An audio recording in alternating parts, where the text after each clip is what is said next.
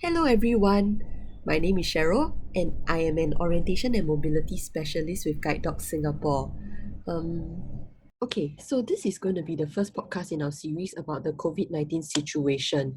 Uh, I have two guests with me today. Do you guys want to do a quick self-introduction starting with Lionel? Yeah, I'm Lionel. Hi, everyone. And then the other person? Yes, hi, I'm Hong Sen. Yeah. Okay. So basically, we want to talk more about like the COVID situation and how it relates to like people with vision impairment in Singapore lah. So basically, how have you all been getting the news about the situation, like online or through friends and family, or what? How have you all been getting the news? I guess mainly online. Yeah. Online through the normal news media kind of thing. Like what websites? I don't think there are any specific websites. So really, it's just whatever appears on the Google feed.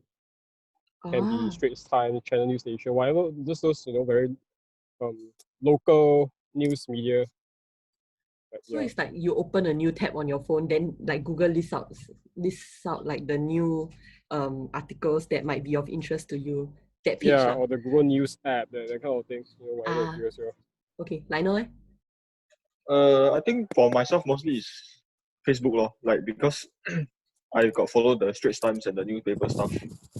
So like usually they have updates. Then also sometimes also from TV lah. If let's say they are watching TV, then yes. Okay, so like anyway, then basically like, do you all go out at all now?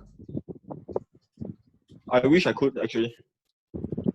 Not that I don't, but it's like I think no one wants to hang out although and we cannot hang out. So yeah.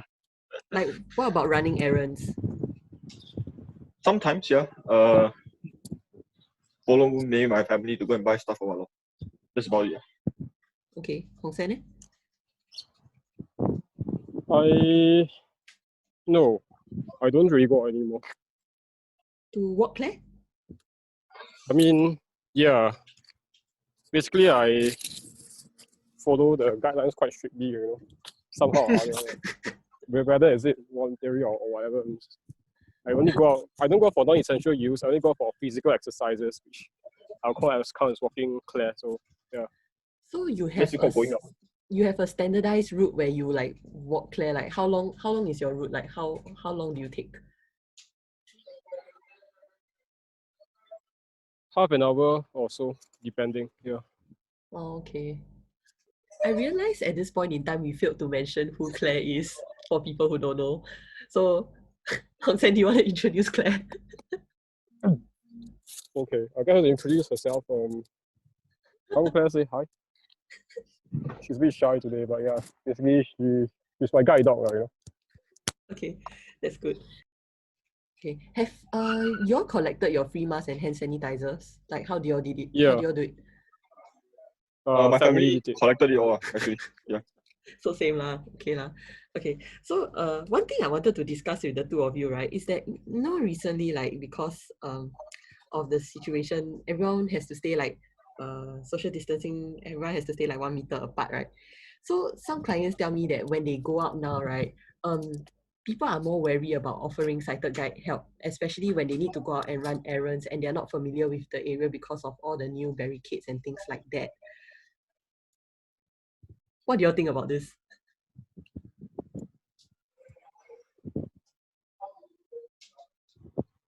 I mean, it's a bit hard to think about this because personally, I would say that I haven't really faced much of this. Even in the previous months when we still can go out, but social distancing was advised. Even during that period, I think people did still approach me to offer help. Oh, that's nice. Admittedly, I don't really approach people for help. Most of the routes I take are like I'm pretty familiar with it. As a guide dog, the amount of help that you receive will also decrease anyway. So other than that,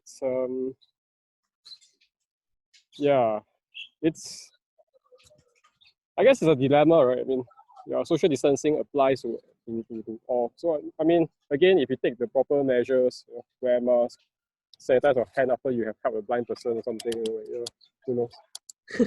So someone sanitize suggested. the elbow. Oh gosh. Yeah. On the spot, right? Yeah. Okay. In fact, so you should request for the blind person to sanitize their hand before they hold you, and that kind of thing. Yeah. Okay. Just in case, yeah. So someone suggested, right, that they offer their cane to the other person to hold because the cane is quite long, right? So technically you're like still 1 meter distance apart, right? So the person used the cane to like pull the person with vision impairment along. What do you all think about it? It's like the guiding clamp, you know. I mean, I don't. Maybe that is a good solution for now, but there are reasons why we don't do it to begin with. You know, even in the best of times. Right? I agree. Because guiding through a cane, you don't have that kind of feedback. It's just you are removing the support from a sighted guide, and you're removing the support from your cane. So it's kind of like the worst of both worlds, right? It's like a double whammy. Yeah. So I mean, I guess if you are saying that, yeah, sure, for this period, this can be an acceptable solution. Maybe that's the case, but I think that it might be better to come up with another solution. Maybe Lionel had an idea there, like guiding Claire. So just like how they do running, give them a tether for yeah, so correct. guided like a I don't know, yeah, like a Claire. Yeah, like a longer string or something. Oh, actually, that's quite a good idea, right? So basically, you tie a string to like your arm area, your bicep area, and then you ask the other person to tie the string to their bicep area. So it's like sighted guiding while running. He can just hold on. Just hold on. He can just hold on and walk. Yeah, oh, also can, sure. Yeah, so you still can use your cane while you follow the motions of the other person, lah. Because if he hold on to the cane from the other side, is like on the floor and stuff, right? Also a bit unhygienic. Oh, that's true. Yeah. As in, I think you can design a product that is like, a wrist strap for the blind person to be attached to with a strap. So, I mean, the blind person wouldn't exactly be wearing the strap all the time. Maybe just use it when it's needed, Like offer the strap or offer the other end of the strap to the person who they are asking for help from. When guidance is required, then just like wear the strap and then pass the other end of the strap to the person who is going to guide you. Okay, that's a good idea. I mean, that's kind of a weird solution, but I suppose it works. Okay. Yeah. So that's one idea. Oh, yeah, again, if you don't want to have physical contact, maybe you can ask her to call you or something. Yeah, you walk straight. So you're saying that during this period of time, if a person comes and help you and then say like, okay, I walk in front of you, I clap in front of you, and you follow my sound, do you think that actually the way it sounds like, right? The way it sounds like, it's just like whatever we use to discourage about, sighted guiding, it should be encouraged now. Holding the cane, using very funny sound cues and clappings and very subpar kind of like speech commands, verbal guidance, should be deployed, I guess, yeah. Okay. Or maybe if they want, they can use Zoom to guide you, Wow, that's a bit extreme. That one is like from the other end of the world also can help you already. Yeah, okay, so let's say, right, the person doesn't mind helping you. Like the person offers help to you and he doesn't mind you taking his arm or whatever. Do you think like there's any advice you can give in terms of like how you should be socially responsible towards this person helping you? Like just now Lionel mentioned like at least sanitize your hand first before holding on to someone else or something like that. What do you think? Or is like elbow to elbow contact better? If that's the case, that's probably the best way to do it already. Just to sanitize before and after. Okay. And to show, appreciation if the person don't have sanitizer and then give. Also, at least keep a sanitizer in your bag so that for this kind of situation, you make sure that your hygiene is good first before you accept someone else's help. Cannot like that say yeah. It's not like ensuring that his hygiene is good also, Okay. I mean, that is just basic respect of people's it's like you do your own part as well. Everybody should do their part either way. Whether you're going to be guided or whatever the case is, you come into contact with people or whatever. It's just that's what we are required to do now. Right? I mean, it's no different from anything else. It's not the case, I think. Okay. So there's this leading on, right? Like there's something else I want to talk about. Other than washing your hands and sanitizing your hands, right? do you do any extra precaution to like clean the items that you use? For example, like Hong Sen, do you sanitize your guide dog harness? Or like Lionel, do you sanitize the handle of your cane? I don't wipe it down. Yeah. You wipe it down? I don't sanitize it, but I use wet wipes and that kind of things. So to just like, yeah. Okay. Hong Sen also wipes it down lah. Yeah. Then do you like is there any extra thing you do for Claire, like when she goes out with you now? Like, I don't know, clean her paws extra or something like that? Or is it just as per usual? I do wipe her down more per se, but I mean that is not exactly a great solution as well, because for humans, right, we need to wash with soap or whatever. It's not very possible for her to be washed with soap on a frequent basis. I did consider, showering her more. Oh. But that's also still something that I'm trying to figure out. Wow, this one had to ask GDMI. Yeah. But anyway, she's not really going out that much. We're not to like crowded places, so yeah, that's the thing. Okay, so lastly, do you own a talking thermometer? And if you don't, what do you do? I don't. I rely on my hands. As if you just touch your forehead. Yeah, if I feel like I'm warm or whatever, then I might get some help. But the thing is, I want to own a talking thermometer, but it's a bit hard to own one now. Expensive, and also the stocks are not coming in yet lah. Yeah, mainly the stocks thing. The expensive part, I guess. Yeah. Lionel leh? The same for me actually. As in you don't. But more like if I don't feel like I have fever, then yeah, I don't own also. Then I won't like really. Because the truth is, if you have fever, you should roughly have the feeling, like your throat being well, you might be having headache, body aches, that kind of thing. Okay, fair enough. Okay, so it just sounds like first of all you all will just check yourselves, and then if you're not feeling too well, then maybe you'll get cited help to help you see a regular thermometer, or will you just go to the doctor straight away? No, just get cited help to see first. Get the cited help to see first lah. Yeah. Okay, that's good. Do you all have any advice for people who are living alone? No, actually, in fact, I would say if you are not well, try to take whatever medicines you have first before you go to the doctor. Nowadays, people try to avoid clinics, right? It's not possible. I don't really know if that is the standard advice to give out, because they say like if you're not feeling well, do go and see the doctor already and go to your regular but as in like if provider. It's like headache and maybe slight fever, you can always try to take a Panadol first. And if it doesn't get well like within that few hours or so, or it doesn't like improve the situation, then if you go and see the doctor by then, it's also not too late lah in a sense, right? Okay lah. I don't know. That's what you do lah.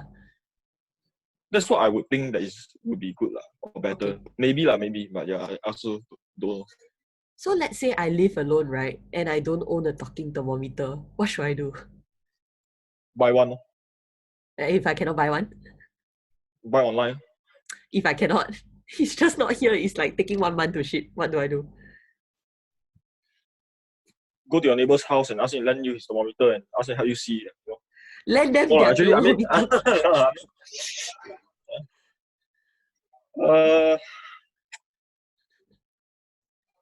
I suppose get a family members if you have like is living somewhere else to help you out. That's the best I can think of. Through video call?